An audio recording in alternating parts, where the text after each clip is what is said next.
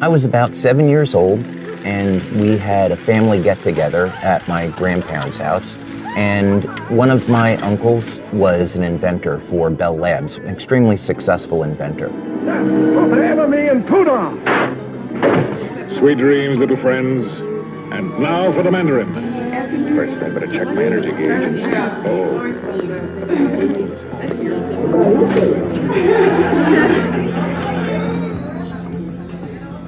My cousins, they said, hey, let's break away from the adults and we want to go take a look at something.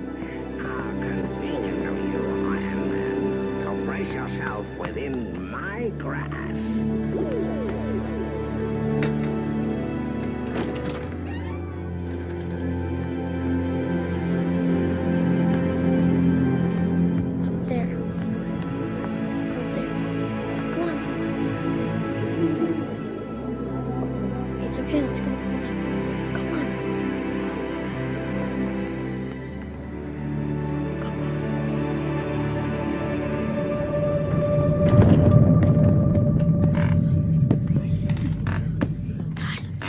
So we went up into the attic.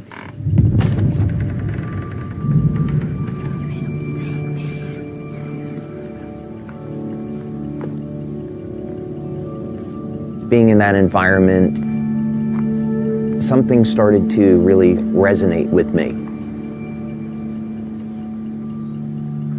I just thought this was the coolest thing.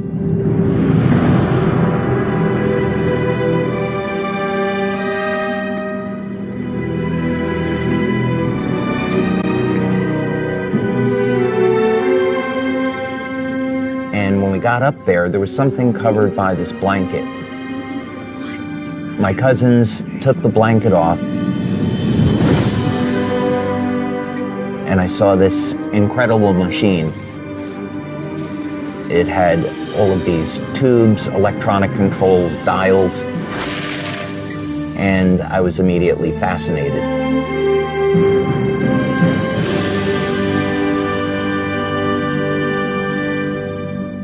It was then that I knew that I want to be an inventor when I grow up.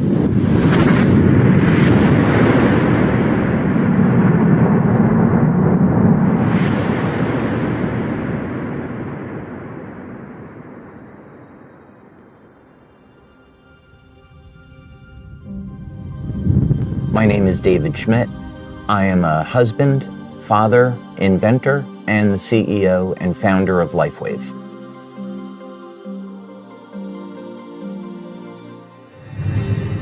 From when I was young, I always had an interest in exploring the world and learning about how things work. We didn't have the distraction of cell phones and computers, so I spent a lot of time outside with my friends, exploring the natural world, looking at insects, going for walks in the woods, and trying to understand how all these things in nature function and enjoying the beauty of it.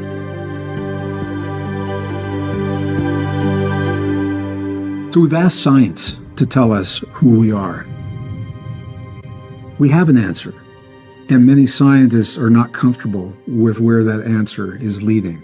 The origin of life problem is, I think most scientists today claim that that is the most difficult problem, and we still face it. Sometimes people talk about, well, we could create life in the lab, but in that case, it's usually an intelligent design explanation because you have the scientists with their intelligence, bringing together chemicals, not that they find in nature, but from a chemical supply company, and then putting them together in some very intentional way. Science is arriving at the place where our ancestors invited us to begin. And that is with the understanding that we are part of, rather than separate from, the world around us. Could it be that who or whatever is responsible for us left us a message? If this is true, where would we look for proof? God has left his fingerprint in nature and in natural design. And by studying nature with this perspective, we can unlock some secrets that have been hidden. The DNA is thought of as a reservoir or a repository of information, but actually it's much, much more than that. there's a message encoded into the DNA of all life. What it says is that the elements that make us who we are not random. And as we begin to embrace what that means, that we are part of everything that we see happening in the world, it gives new meaning to what it means to be human. Not only are we more than the product of random processes, but we are designed to interact with the world around us as well as the world within us. In our DNA, there is actually a link to the ether where light is emitted. Light is information. We are constantly receiving information and transmitting information into the world around us, into the field around us. Light, as it turns out, is the primary control mechanism for everything else that happens in the body.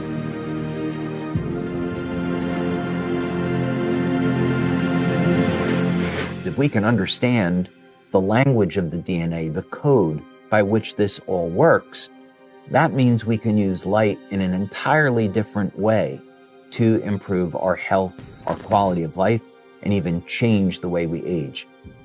What if we could have an external electromagnetic field that would essentially reset the stem cells that are already in our bodies and get them to function like younger, healthier cells? What if we could embed wavelengths of light into water that would trigger the regenerative mechanisms and cause people to heal at a rate as when they were younger?